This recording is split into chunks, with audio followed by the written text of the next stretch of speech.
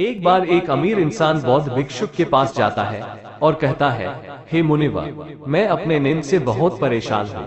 बहुत कोशिश करने के बाद भी मैं देर रात तक सो नहीं पाता और रात में सोने से पहले मन में दुनिया भर के विचार चलते रहते हैं और जब मुझे नींद आ जाती है तो पूरी रात करवटें बदलते रहता हूँ और सुबह जब नींद खुलती है तो मुझे अच्छा महसूस नहीं होता। मैं खुद को थका हुआ और अशांत महसूस करता हूँ। कृपया आप मुझे मेरी समस्या का कुछ समाधान बताएं। बौद्ध भिक्षुक ने कहा, इससे पहले कि मैं तुम्हारे समस्या का समाधान बताऊं, मैं तुम्हें गौतम बुद्ध की गहरी नींद के विषय में एक कहानी सुनाना चाहता हूँ। उस इंसान ने कहा, जैसी आपकी इच्छा मुनिवर। बौद्ध भिक्षुक ने कहना शुरू किया, जब तथागत भगवान गौतम बुद्ध सोते थे तो वो पूरी रात एक ही अवस्था में रहा करते थे। वो कभी भी करवटें नहीं बदला करते थे। वो जिस अवस्था में रात्रि को सोते थे सुबह को उसी अवस्था में रहते। गौतम बुद्ध का एक शिष्य था आनंद, जो कि अक्सर उनके पास ही सोया करता था। आनंद को ये बात बहुत परेशान करती थी कि गौतम बुद्ध सारी रात एक ही अवस्था में कैसे गुजारते हैं। जब कभी भी आनंद की आंखें खुलती तो वो हमेशा गौतम बुद्ध को एक ही अवस्था में पाता था।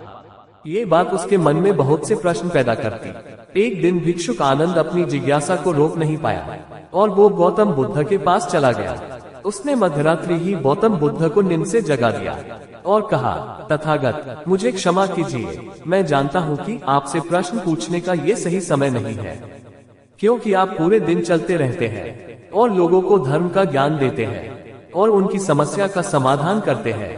मगर मेरे अंदर की जिज्ञासा इतनी बढ़ चुकी है कि मैं सुबह का इंतजार नहीं कर सकता। इसलिए आप मेरे प्रश्न का उत्तर देकर आप मेरी जिज्ञासा को शांत कीजिए।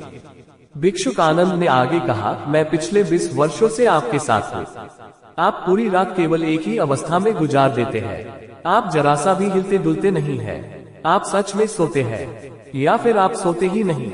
गौतम बुद्ध आनंद की तरफ देखकर मुस्कुराए और बोले, मैंने अपने लिए सोने की सही अवस्था ढूंढ ली है। अब सोते समय मुझे हिलने की आवश्यकता नहीं है। मैं सोते समय भी जागृत ही रहता हूँ, जबकि मेरा शरीर सो जाता है, लेकिन मैं जागृत रहता हूँ। प्रश्न ये नहीं कि नींद की अवस्था में शरीर हिलता है कि नहीं। शरीर क्यों एक स्थिर अवस्था में नहीं रह पाता? असली कारण तो मन है, जो कि शांत और स्थिर नहीं रह पाता। पर यही कारण है कि नींद की अवस्था में हम अपने शरीर को हिलाते रहते हैं। लेकिन मैं इन सब चीजों से परे आ चुका हूँ। अब तो मेरा शरीर एक मृत शरीर की भांति हो जाता है। आनंद, क्या तुमने किसी मृत शरीर को अवस्था बदलते देखा है? ये तो हमारो केवल मन है कि नींद की गहरी अवस्था में भी ये सब करवाता है। और जब एक बार मन शांत हो जाए, मन स्थिर हो जाए, तब तुम्हारा शरीर नींद की गहरी अवस्था में चला जाएगा। लेकिन भीतर से तुम सब कुछ अनुभव कर पाओगे। सोने के बावजूद भी तुम्हारी जागरूकता एक छोटे से दीपक के भांति लगातार प्रज्वलित रहेगी। आनंद ने कहा, मैं समझ गया भगवंत कि आप क्या समझाना चाह रहे हैं। कहानी खत्म करने के बाद बौद्ध भिक्षुक ने उस अमीर इंसान से कहा, एक जागरूक इंसान न केवल अपने पूरे शरीर को जागरूकता के साथ देखेगा, बल्कि वो अपने पूरे मन को भी जागरूकता के साथ देखता रहेगा। एक जागृत आदमी सामान्य इंसान की तरह नहीं सोता। जब एक सामान्य आदमी सोता है तो वह अचेत हो जाता है। उसे अपने आसपास का भी पता नहीं होता, इसलिए तो उसे अपने सपनों का भी पता नहीं होता। लेकिन जब एक जागरूक व्यक्ति सोता है तो वो नींद में भी जागरूक होता है। जैसे सुबह आंखें खुली होती है, वैसे ही जागरूक व्यक्ति की नींद में भी आंखें खुली होती है। इसलिए ऐसा कहा जाता है कि बुद्ध व्यक्ति कभी सोते ही नहीं। जब एक आम इंसान सोने जाता है तो उसे नहीं पता चलता कि वो कब सो जाता है। लेकिन यदि तुम जागने और सोने के बीच के एक छोटे से पल में हम सोने के करीब होते हैं, तब जागृत रह जाए तो कुछ अद्भुत घटित हो जाएगा और तुम्हें जागरूकता के करीब ले जाएगा। ये सुनकर उस इंसान ने कहा, मुनिवर, मुझे इतनी गहरी आध्यात्मिक बातें नहीं आती। कृपया आप मुझे आसान शब्दों में समझाएं कि मुझे आसानी से गहरी नींद क्यों नहीं आती। बौद्ध भिक्षुक ने कहा, देर रात तक जागने और आसानी से गहरी नींद न आने के प्रमुख 5 कारण हैं। पहला कारण है बिस्तर में सोने के अलावा भी अन्य काम करना। जैसे कि बहुत से लोगों की आदत होती है कि वो बिस्तर पर ही खाना खा लेते हैं, बिस्तर पर ही पढ़ाई करने बैठ जाते हैं और ऐसे ही बहुत से काम वो अपने शयन कक्ष में ही करते हैं। शयन कक्ष का अर्थ ही होता है सोने की जगह, लेकिन लोग उसे अन्य कामों के लिए भी प्रयोग करते हैं, जिससे हमारे मस्तिष्क में शयन कक्ष का निश्चित अर्थ नहीं रह जाता। इसलिए फिर जब हम बिस्तर पर सोने चले जाते हैं तो हमारा मन पूर्ण रूप से इस बात को स्वीकार नहीं कर पाता कि अब हमें सोना है, क्योंकि उसी जगह पर हमने अन्य कामों को करने की आदत डाल ली है। लेकिन जब हम आधुनिक समय की बात करें तो हम अपना फोन भी बिस्तर पर ही लेट कर देखते हैं। अपने ऑफिस का सारा काम भी बिस्तर पर ही करते हैं, चाहे मूवी देखना हो, खाना खाना हो, वीडियो गेम खेलना हो, गप्पे मारना हो। आजकल लोग अपना अधिकतर समय बिस्तर पर ही लेटे लेटे गुजार देते हैं, जिसकी वजह से अब हमारे मन में बिस्तर एक सोने का जगह नहीं रही। और ये एक बड़ा कारण है कि जब हम बिस्तर पर सोने चले जाते हैं तो हमें घंटों तक नींद नहीं आती। बौद्ध भिक्षुक ने आगे कहा, बौद्ध आश्रमों में एक भिक्षुक सुबह सोकर उठते ही अपने बिस्तर का त्याग कर देते हैं और फिर वो रात में सोने के वक्त बिस्तर पर जाता है, जिससे उसके मस्तिष्क को पता है कि बिस्तर में आने का अर्थ है गहरी नींद में जाना। गहरी और आरामदायक नींद न आने का दूसरा कारण है सोने का एक निश्चित समय निर्धारित न होना। बौद्ध भिक्षुक ने कहा, अगर तुम सुबह जल्दी और पूरी नींद लेकर उठना चाहते हो तो रात को एक निश्चित समय पर सोने की आदत डालनी होगी। बौद्ध आश्रमों में रहने वाले भिक्षु सोने से 1 घंटा पहले हल्का और आसानी से पचने वाला भोजन ग्रहण करते हैं और रोज रात एक निश्चित समय पर सोने चले जाते हैं। तो इस तरह से वो एक निश्चित दिनचर्या का पालन करते हैं। दोस्तों, अगर हम आजकल के लाइफस्टाइल की बात करें तो अधिकतर लोगों के न तो सोने का समय फिक्स है और न ही इस बात का ध्यान रखते हैं कि रात का खाना हल्का और जरूरत से कम होना चाहिए, बल्कि उनका तो मेन खाना ही रात का होता है। वीकेंड के दिन वो देर रात तक जागते हैं, क्योंकि अगले दिन कोई काम नहीं होता। अगर रात को मूवी देखनी शुरू कर दी तो चाहे कितनी ही रात हो जाए, वो मूवी पूरी होने के बाद ही सोने जाएंगे। समय और जीवन का कोई नियंत्रण ही नहीं। और फिर यही लोग हैं जो अगले दिन अधूरी नींद के साथ उठते हैं और पूरे दिन अशांत और थका हुआ महसूस करते हैं। योगिक संस्कृति में नींद को एक चमत्कारिक दुनिया कहा जाता है। अगर आप नींद को समझ गए तो आप नींद में अपने अंदर बहुत कुछ बना भी सकते हैं और अगर नहीं समझे तो बिगाड़ भी सकते हैं। बौद्ध भिक्षुक ने गहरी नींद न आने पर और सुबह उठने पर अच्छा महसूस न करने का तीसरा कारण बताया है, सोने से पहले नकारात्मक विषयों के बारे में सोचना। आप जैसे विचारों के बारे में सोचते हुए सोते हैं, सुबह आँख खुलते ही आपके मन में सर्वप्रथम वैसे ही विचार आते हैं। इसलिए जब आप नकारात्मक विषयों के बारे में सोचकर सोते हैं तो सुबह आप उन्हीं के साथ उठते भी हैं। बिस्तर में लेटे हुए जब हम बिल्कुल सोने ही वाले होते हैं तब हमारा अवचेतन मन सबसे ज्यादा सक्रिय होता है और उस समय हम अपने अंदर जैसे विचार पैदा कर रहे होते हैं तो हमारा अवचेतन मन सीधे उन विचारों को ग्रहण कर लेता है और उन्हें वास्तविकता में लाने की कोशिश करता है।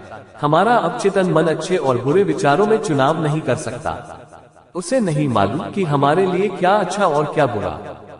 ये तो बस प्राप्त सूचनाओं पर काम करना शुरू कर देता है।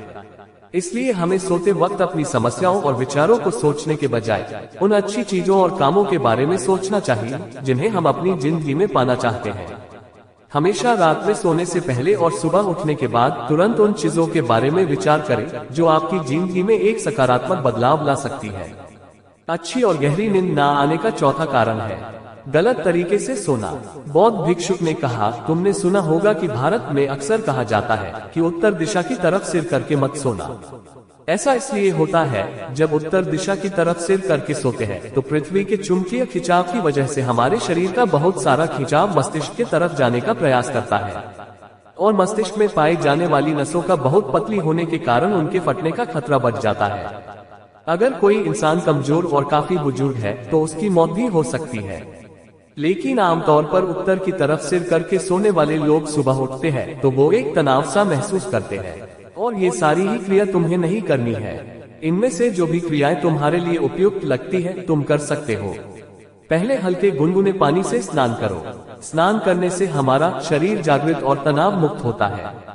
तुमने देखा होगा कि जब कोई इंसान स्नान करके आता है तो उसके भीतर से एक सकारात्मक ऊर्जा सी महसूस होती है। वो इंसान ज्यादा खुश और तनाव मुक्त लगता है। इसका कारण ये है कि हमारे शरीर में 70% पानी है और पानी हमारे शरीर का एक बुनियादी हिस्सा है। सोने से पहले हो सके तो अपने शयन कक्ष में एक जैविक तेल और रुई का दीपक जलाओ। इससे आसपास के वातावरण में सकारात्मक ऊर्जा छाती है। सोने से पहले थोड़ा पानी पीकर सो जाओ, इससे आपको काफी मदद मिलेगी। जब आप बिस्तर पर जाओ तो सोने से पहले कुछ वक्त ध्यान करो और हर उस चीज के लिए आभार व्यक्त करो जो आपके पास है। देर रात तक नींद न आने और रात भर नींद के लिए बेचैन रहने का पांचवा कारण है बहुत अधिक मात्रा में और देर से पचने वाले भोजन का सेवन करना। अगर आप रात को भारी और अत्यधिक तेल युक्त पदार्थों का सेवन करते हैं तो उससे हमारी नींद में भी व्यवधान पड़ता है। इन पदार्थों को पचने में काफी समय और ज्यादा ऊर्जा लगती है, इसलिए अगर आप इन पदार्थों का सेवन करते हैं तो कोशिश करें कि उन्हें सोने से 3-4 घंटे पहले ही खा लें। उस इंसान ने कहा, मुनिवर, मैं ये तो समझ गया कि गहरी नींद और आरामदायक नींद न आने के क्या कारण है, लेकिन क्या आप ऐसे कुछ उपाय बता सकते हैं जिन्हें करने से हमें गहरी नींद लेने में सहायता मिले? बौद्ध भिक्षुक ने कहा, मैं तुम्हें कुछ ऐसी क्रियाएं बता रहा हूँ जिन्हें तुम सोने से पहले या उठने के बाद कर सकते हो, जिससे तुम्हारी नींद तो गहरी होगी ही, साथ में तुम्हारे जीवन में सकारात्मक बदलाव भी आएगा। या फिर आप दिन के उन सभी अच्छे कामों के बारे में सोच सकते हैं जो आपने आज किए हैं। सोने से पहले इस बात को याद करो कि आप नाशवान हैं, आप आज ही मर सकते हैं। ऐसा सोचने से आप अपनी छोटी छोटी समस्याओं से परेशान रहना छोड़ देते हैं। सुबह सोकर उठो तो अपने दोनों हाथों को एक साथ रगड़कर अपने दोनों आंखों पर रखो, इससे आपका शरीर जागृत हो जाता है। और हमेशा ही दाएं ओर की करवट के साथ उठो। हमेशा रात को जल्दी सोने की कोशिश करो, जिससे आप सुबह जल्दी और पूरी नींद लेकर उठ सको। तो ये थे कुछ तरीके जिनके प्रयोग से तुम अपनी नींद को गहरी और आरामदायक बना सकते हो। उस इंसान ने बौद्ध भिक्षुक को उनकी इस सीख के लिए धन्यवाद कहा और वो वहां से चला गया। बुद्ध की इस स्टोरी को लाइक जरूर करें और शेयर करें, और हाँ, हमारी इस कड़ी मेहनत के लिए सब्सक्राइब जरूर करें। वीडियो देखने वाले सभी का धन्यवाद।